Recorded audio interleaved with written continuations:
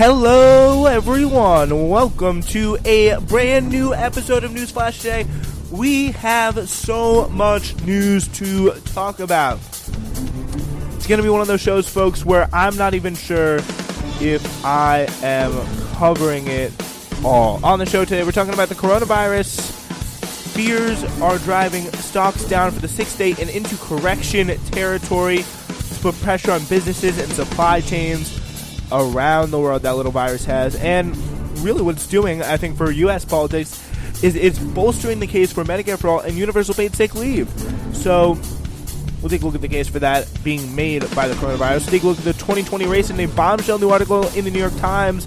Democratic leaders are willing to risk party damage, aka losing to Donald Trump, again, to stop Bernie Sanders. The public doesn't really decide, says MSNBC about the Democratic nominee. And what will Bernie Sanders supporters do if the election is attempted to steal from him? Also, we check in on what is going on in the Bolivian coup situation. Remember that one? New research by MIT and the Washington Post says, wait a minute, the socialist candidate may have been right all along and it wasn't stolen. And it may have been a hostile right-wing coup, again put forth by America. Oh my gosh, this is my mind right now. Explodes. Explosion! It's so shocking. We never said that at the exact time that it happened. Like that, we never said that the exact time that it happened. Just kidding, we did. This is a case of left-wing media being absolutely right on this situation, because left-wing media is the only media that pays attention to the way that America, the way that American imperialism, the way that things happen, actually looks at them honestly and is like, hey, this is what's going on here, and responds to it and analyzes situations according to as they happen at the time. Like, it's a pretty crazy concept, but it seems to, I don't think it's really exactly caught on with the rest of the media yet. But anyway, we're talking about coronavirus first.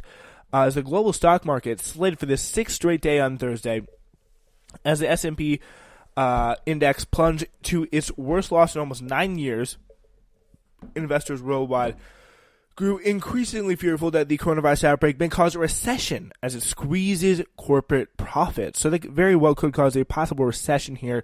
The S&P 500, which just last Wednesday reached a record high, slid 4.4%, its worst day since August 2011. The index is down 12% since that peak, entering what's known as a correction, a drop of at least 10% that signals a more significant sell-off than just a few days of pessimistic trading. So, it's what you probably would expect. I mean, we have Mike Pence out there supposedly handling the coronavirus, like, God help us. But yeah, it's really just slowly creeping into America. It hasn't really fully entered America yet, but it's just getting part of American life, kind of at a nonstop point. Like, it's just going to slowly creep into all aspects of American life until, like, we're just every waking moment, all we think about is the coronavirus. Like, my mom, like, she's not literally normally I'd say she's probably pretty calm and measured person. Like, she's like, oh yeah, I was on Amazon looking for masks, like, for the coronavirus. Like, what? Like, this is a really crazy situation. No one, I think, really has quite a handle on it yet. Like, we are looking at a situation where it's just like, wow, like we haven't quite seen anything like this, because it seems like it's not a deadly disease. It's not like it has a very, very high survival rate. People recover from it, and most of the coronavirus cases so far do seem to be mild. Those are the ones that have been spreading across Europe. People have been able to cure. For the governor of California, though, didn't he just? I'm pretty sure he just said that he is monitoring like some thousands of cases of coronavirus with his people. I don't know. Yeah, let's see if we can get the right number for you there on that. But it's an absolutely massive drop for the stock market here. It's a widening scope of the health crisis threatens to overwhelm global supply chains, especially in China, the world's second largest economy after the U.S. In addition, the outbreak could crush consumer demand as people limit travel or stay home, even without a government order to do so, because people do want to stay away from that virus. Scott, it could really put a handle on the global economy, because this is like China. So much of the economy runs through China and the Chinese market. Scott Clemens, the chief investment strategist for private banking at Brown Brothers Harriman, said the outbreak's potential to alter American consumers' habits was at the heart of the sell-offs. That's why really people are freaking out about this. In the degree that consumers change their behavior, so they stop going out to eat, they don't take the vacation, they cancel the business trip, the consumption, that spending, personal consumption is 68% of GDP. Over the past few days, companies as varied as United Airlines, MasterCard, and Pfizer have said the outbreak poses a threat to their 2020 earnings. And it's really, like, it's at first, like, you look, like, I honestly, my personal first instinct is, like, oh my god, their 2020 quarterly earnings, oh no, like, they're not going to be the best they could possibly be. Like, that's not a big deal to me. Like, sorry, I don't really care. But it definitely does have big rippling effects. And, this is from what we know, this is a virus that, like, you could be cured of. Like, it's not something that's, again, it's not a death sentence, and it's not a death sentence when you get it. Most of the cases are pretty mild, but it does seem to be spreading at pandemic proportions. It's rising at a very, very high rate, which is very, very disturbing. So it's something that you're going to want to see that possibly checked out as soon as possible. I mean, how worried should you be? I mean, this is a question a lot of people are asking, but the New York Times responds saying, new outbreaks in Asia, Europe, and the Middle East are renewing fears of a global pandemic. Centers for Disease Control and Prevention warned this week that Americans should brace for the likelihood that it will spread to the United States. How contagious is the virus? According to the preliminary research, it seems moderately infectious, similar to SARS. If it is probably transmitted through sneezes, coughs, and contaminated surfaces, scientists have estimated that each infected person could spread it to somewhere between 1.5 and 3.5 people without effective containment measures. So on Wednesday, President Trump addressed the outbreak, expressing confidence that the risk in the United States was low, but investors were clearly not convinced. As stocks were falling Thursday, the other countries struggled to contain the outbreak. Prime Minister Shinzo Abe of Japan asked all the country's schools to be closed for a month, which is insane. If that happened here, oh my god, like that would be insanity. That would be absolute insanity. I don't think that could happen here. I don't think that will happen here. The idea of how many schools that we have in this country, how many school children that we have in this country, all these separate 340 million lives.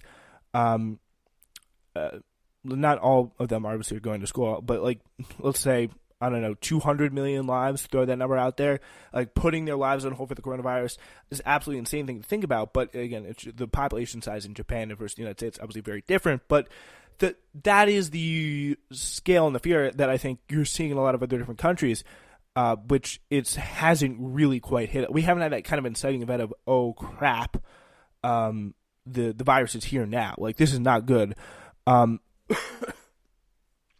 But again, I think the really interesting thing is, how is this going to have, not necessarily on the pocketbooks of the big corporations, but that eventually will trickle down to the real to the American people. Like, if we have a recession due to this coronavirus outbreak here, who's going to get hurt? Like, I get the sense it's not going to be the people's, the big corporations' bottom line here. Like, that doesn't seem to be exactly what will be going on. In Italy, the number of coronavirus cases rose to 14, and in France, they doubled to more than 38. We have before us a crisis, an epidemic that's coming, said President Emmanuel Macron of France. In Europe, Denmark, Estonia, Norway, and Romania all reported infections for the first time, joining Austria, Croatia, Germany, Greece, North Macedonia, Spain, Sweden, and Britain. And concerns grew about the severity of the outbreak in Iran, source of infections in many other countries. The government there said that 245 people have been infected, including a member of Hassan Rouhani's cabinet and 6 other officials. 26 apparently had died. The outbreak hit foreign markets too. The FTSE 100 index in London entered a correction on Thursday as stocks fell sharply in Paris, Frankfurt, Milan, Madrid, as well as Tokyo and Seoul. The S&P 500 is also on track for the market's worst week since the 2008 financial crisis, and economic indicators are flashing warning signs. Oil prices have tumbled as people cut back on travel and investors worry about a slump in industrial and consumer demand. Meanwhile, money is poured into investments like gold and government bonds, which are generally considered safer. So that's kind of the big sign that like things are not going so well in the market. We're headed in an economic downturn when people starting putting their money in things like gold and silver and government bonds that are like those safe bets per se. Like those are the things that we know like things are not going very well. Like if we start to get to that point, we really get the sense things don't seem to be going very well. But bond markets, which are far larger than stock markets and especially sensitive to the outlook for growth and inflation, were broadcasting pessimism about the economy even before the outbreak. The pessimism only increases week as prices for corporate debt from even the safest of borrowers fell and investors rushed to government debt. Demand for the U.S. Treasury pushed prices and drove down yields. The yield on the 10-year Treasury note, a closely watched barometer of investor outlook, fell to a record 1.29%. The performance of stocks was especially stunning, though. Randy Watts, chief investment strategist at William O'Neill, an equity research and advisory firm, said the sell-off could get worse because investors may be wary of holding onto stocks over a weekend that could bring more scary news. I think this is a bad, especially going into a Friday. So like this, expect more pretty much Friday when you're probably going to be hearing this episode.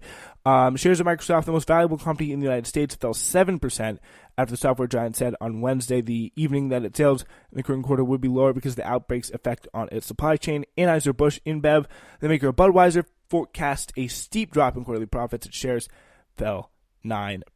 So it really is the coronavirus. It's starting to have a massive effect on the economy and something that we're going to have to watch out for. And the worry is, I think, how is this going to trickle down on the average American? I think that's a question that I think still has not yet been answered. How is this going to trickle down the average American? How are we going to see it in terms of what will the government do to possibly protect these corporations, and what will we have to, as the taxpayers, the citizens of this country, have to pay for them to possibly be successful and keep their money again? It just seems to be a really, really disturbing situation because we don't know what could be going on. So what seems to be is what's going on right now in a real situation.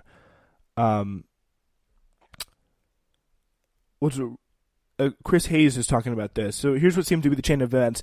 The Trump administration repatriated infected Americans over the objections of the CDC. HHS then sent federal workers to interact with the infected population without adequate training or protection. Then those workers went out into the public with no monitoring or testing regime in place. And now the first U.S.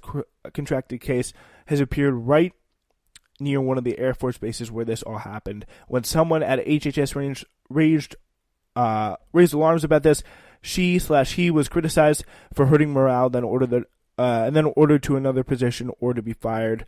Not good stuff. Yes, that seems to be about what's going on. And damn. That's a story out in the New York Times. It's from a story out in the New York Times. You can check it out to find out more about how this is all playing out.